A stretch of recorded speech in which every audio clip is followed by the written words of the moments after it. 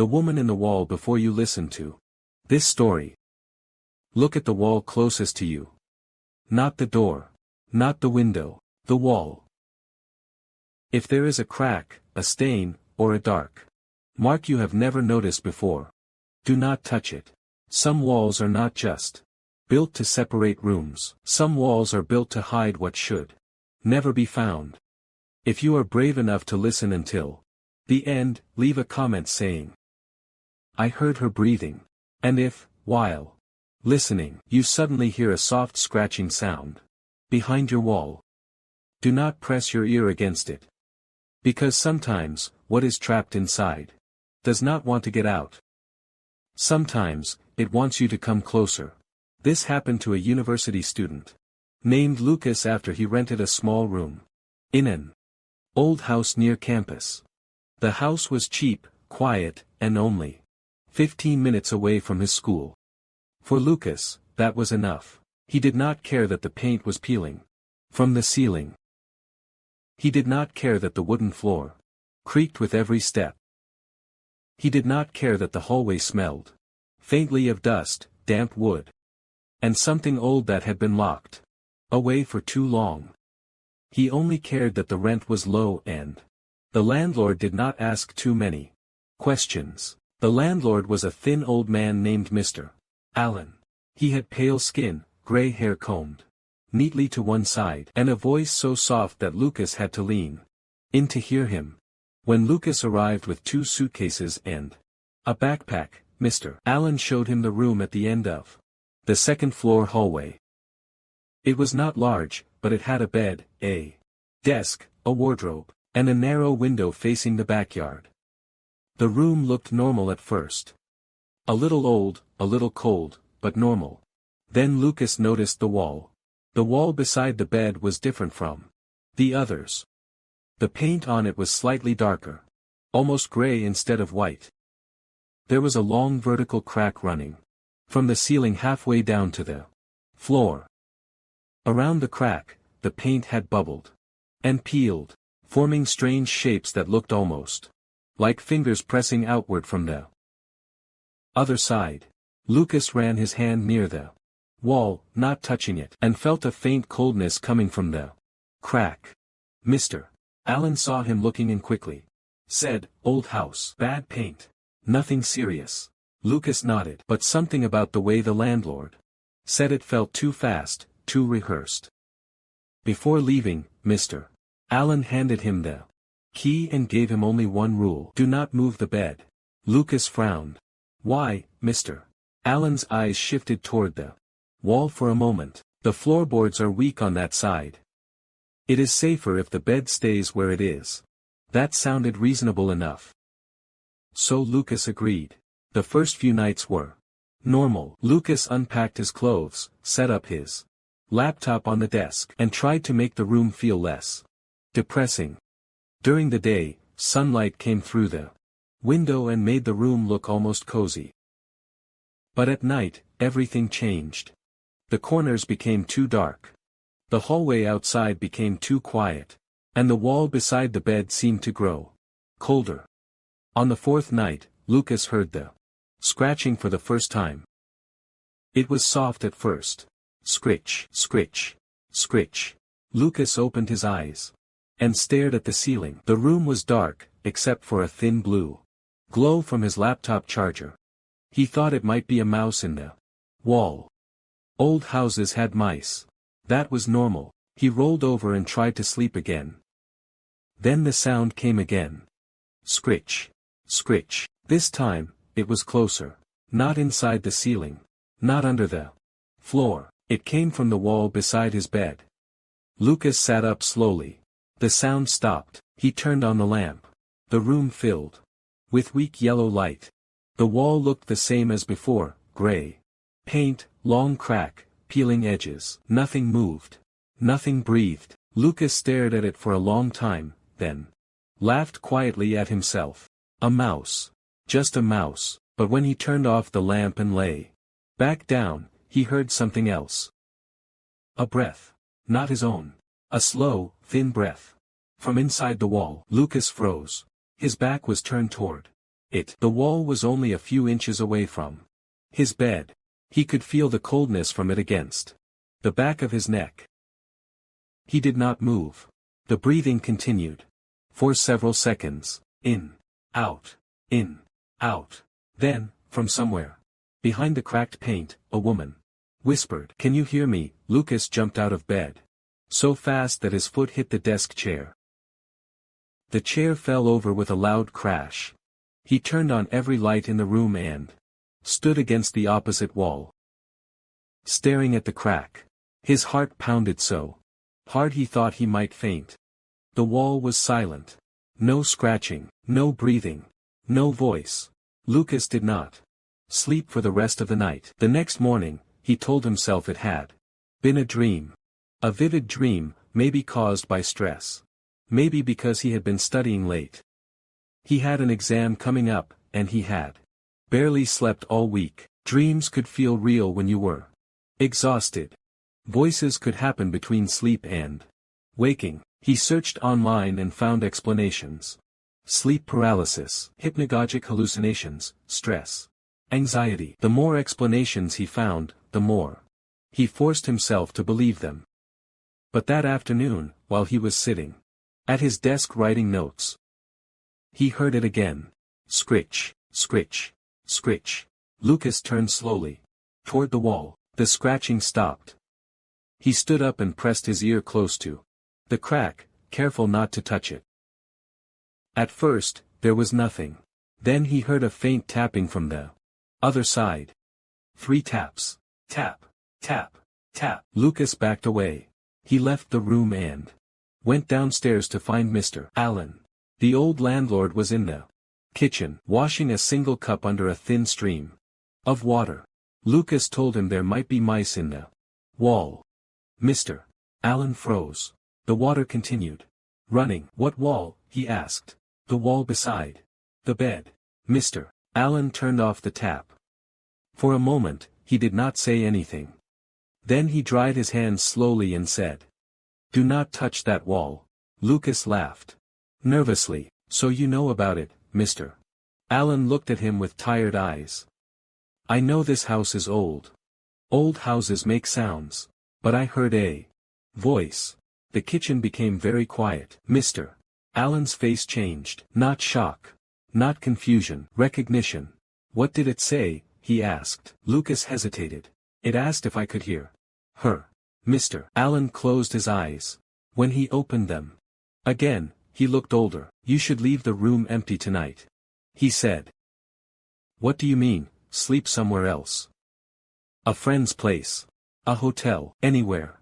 Lucas stared at him. "Why, Mr. Allen?" did not answer directly. He only said, "If she knows you can hear her, she will keep talking."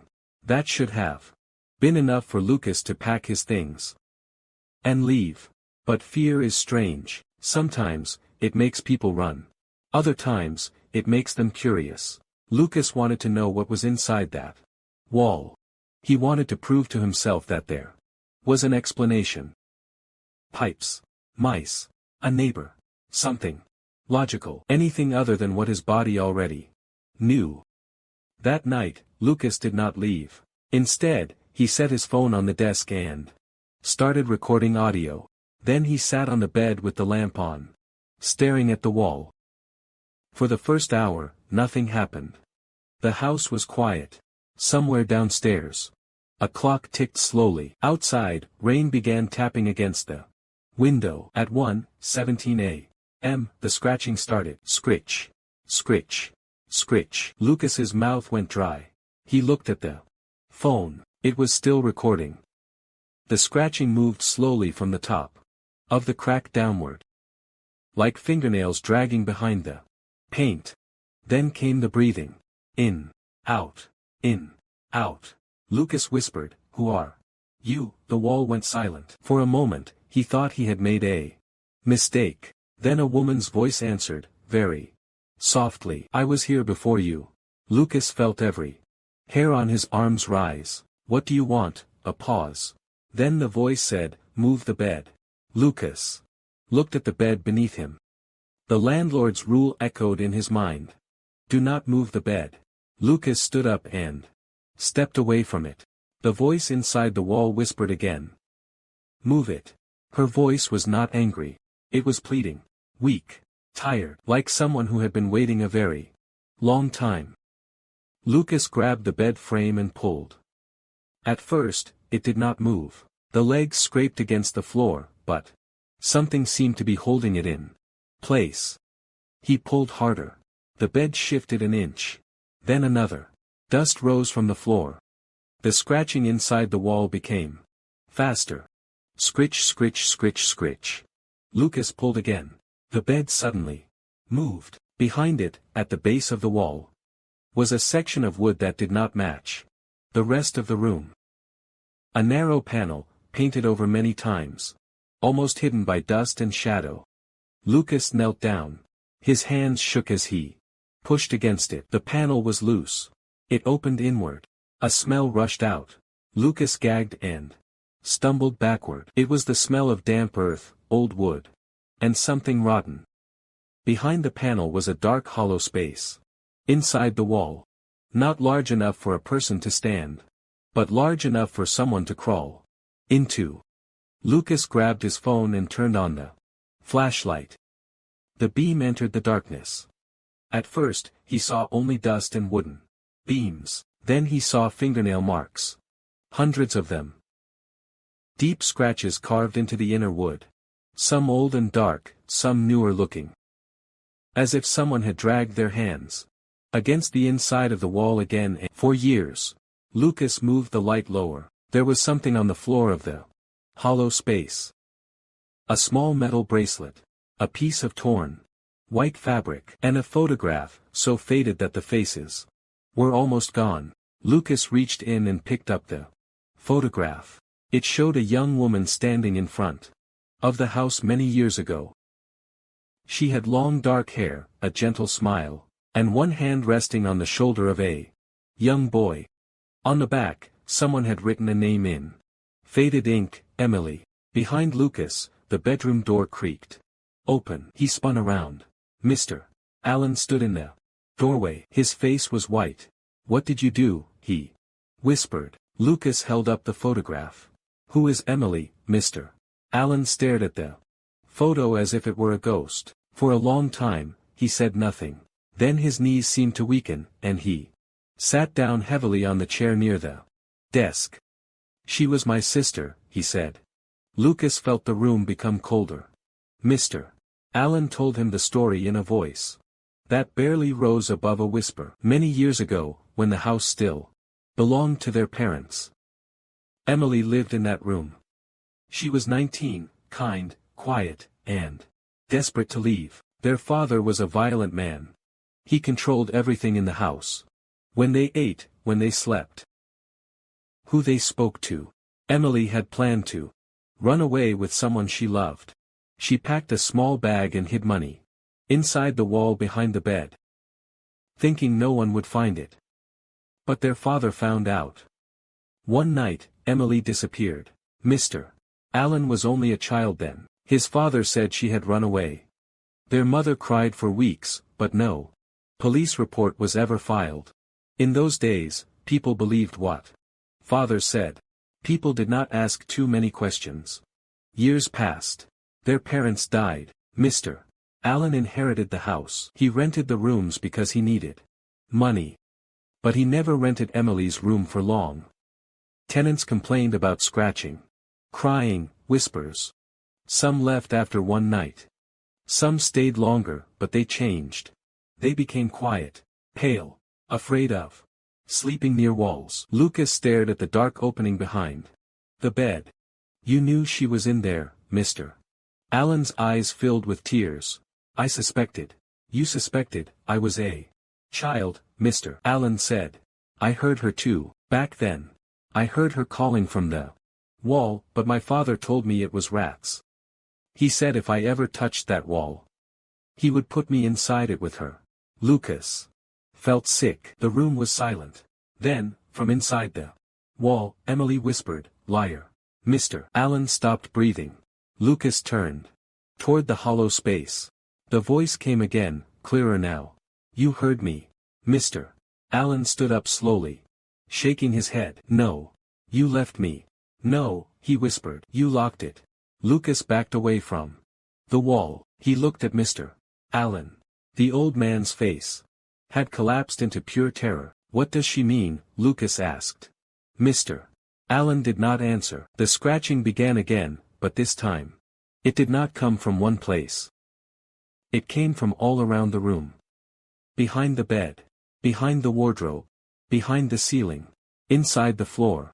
Thousands of fingernails scraping wood. From every direction. Mr.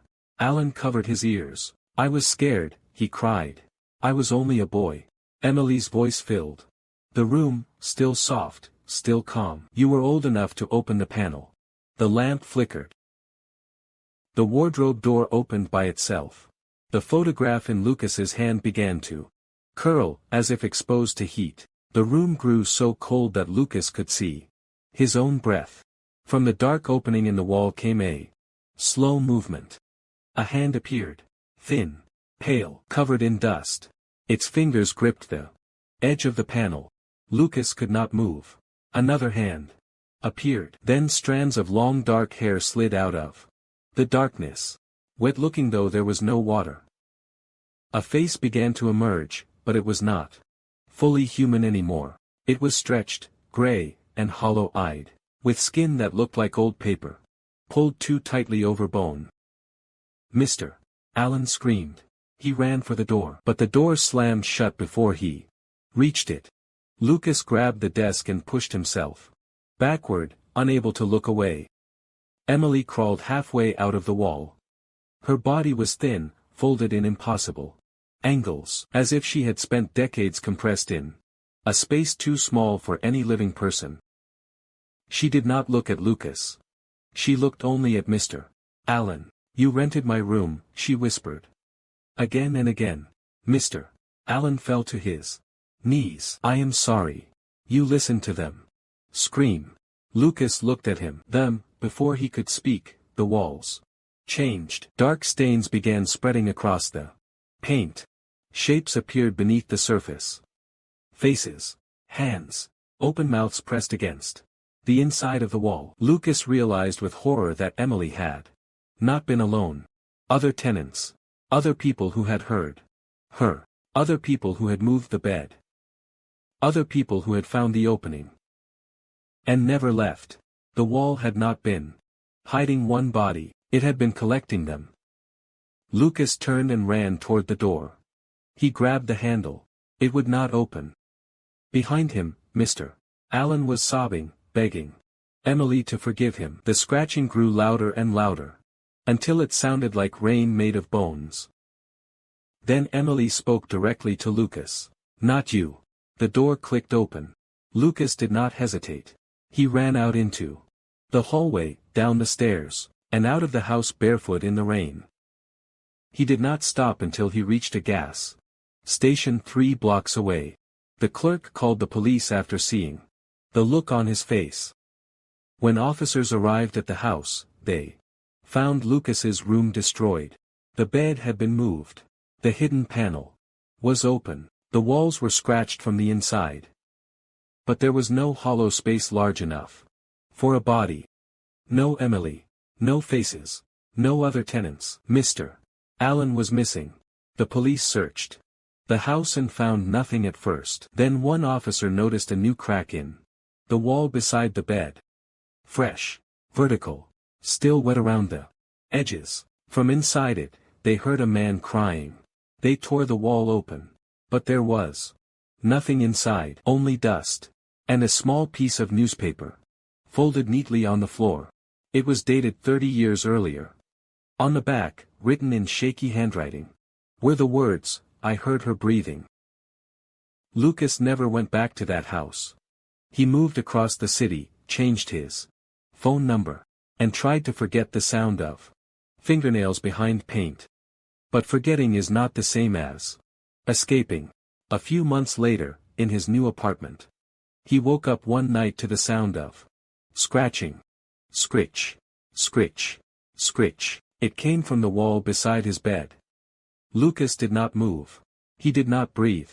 Then a familiar woman's voice whispered. You left too quickly. Lucas turned on the light. The wall looked normal. White paint. No crack. No stain. But at the base of the wall, just behind his bed, the paint had begun to bubble outward, like fingers pressing from the other side. Since then, Lucas never sleeps with his bed against a wall. He never stays in old houses. He never touches cracks in paint. And whenever someone tells him their wall makes strange sounds at night, he tells them the same thing. Do not answer. Do not press your ear against it. Do not move the bed. Because some walls are not empty. Some walls remember every secret buried inside them. And if the thing behind the wall asks whether you can hear it, the safest thing you can do is pretend you cannot. If you are listening to this story in the dark, look at the wall beside you one last time.